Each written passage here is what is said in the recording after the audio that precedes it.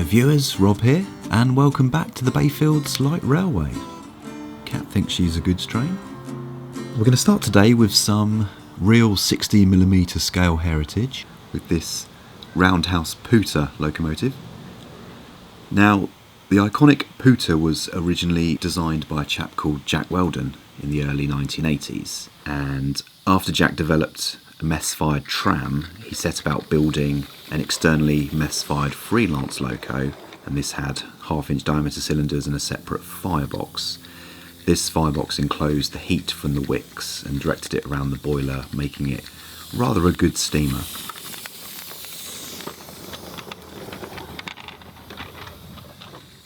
The prototype engine was named Charles Pooter, after the main character in a book, A Diary of a Nobody, which was one of Jack's favourite books.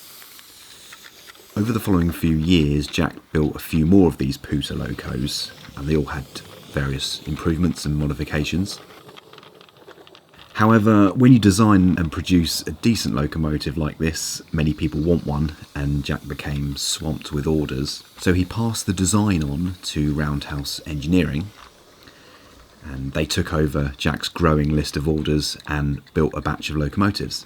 Roundhouse, however, decided to adapt the Hackworth valve gear when producing their batch of Pooters, and the locos went into production in 1984. So the example you see here was built in 1985. It is still an externally fired pot boiler, but it has been converted to gas firing, a gas tank and a burner replacing the original meths tank and wicks. Modern radio control has also been fitted on the regulator and on the valve gear.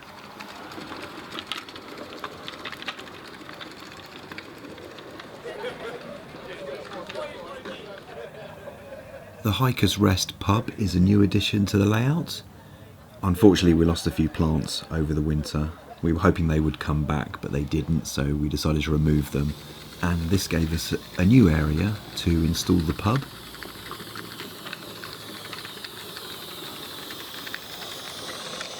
The bamboo behind really has taken over, and we were trying to find some natural ways of controlling its growth. So we bought this Panda off this dodgy guy online, but he's not interested, just sits there all day. So we ended up cutting the bamboo back ourselves.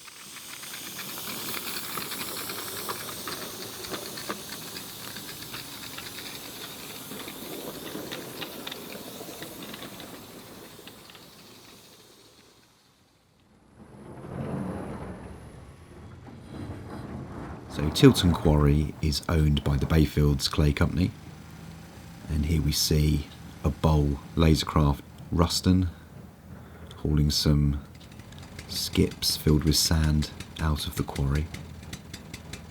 I'm really interested in the clay railways of the Isle of Purbeck. I just think they have so much interest and character, so Tilton Quarry is really inspired by those railways. Next up we have a Freelance tank engine. And this one has really been inspired by those kind of locomotives that would have been built in the UK and exported all around the world for use in the sugarcane industry. This has been built on a Roundhouse Millie chassis with an Accucraft Caradoc body. This loco I bought second hand and gave it an entire rebuild. It had a new smoke box, new detailing parts and new radio control fitted. Although it's not based on any particular prototype, it sort of borrows ideas from Hudswell Clarke locos. Now, this loco has featured in a previous video when it was in its sort of dark red livery, but I wasn't entirely happy with that livery, so I decided to repaint it in the green and black livery you see here, which is very reminiscent of the sugarcane railways in Natal.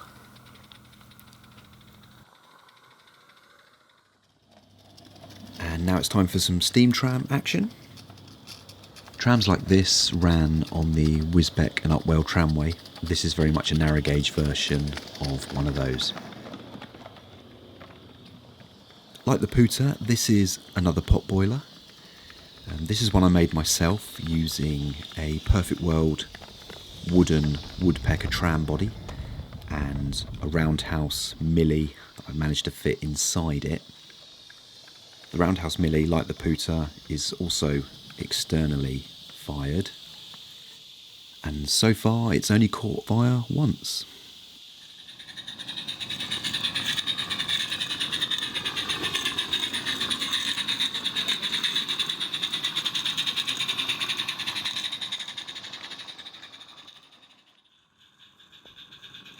And here we have a Consulate Brazil class 042.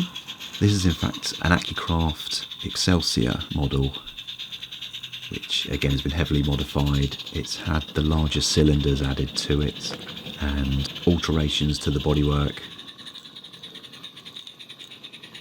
So the Excelsior was the original model that Accucraft did of this particular Loco, and then they re-released it years later as their leader model. Again, that had the bigger cylinders and a few improvements. Although they're not in production, you can still pick these up second-hand from time to time, and they're a really good basic model, but they lend themselves to plenty of detailing.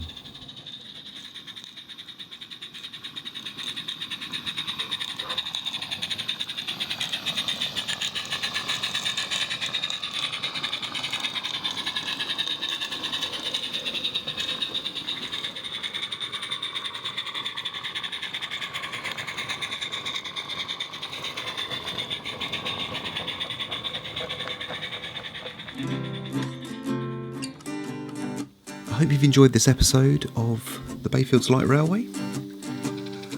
If you've got any suggestions or ideas for future videos, then please let me know down in the comments section. Thanks again for watching, and I'll see you on the next one. Bye for now.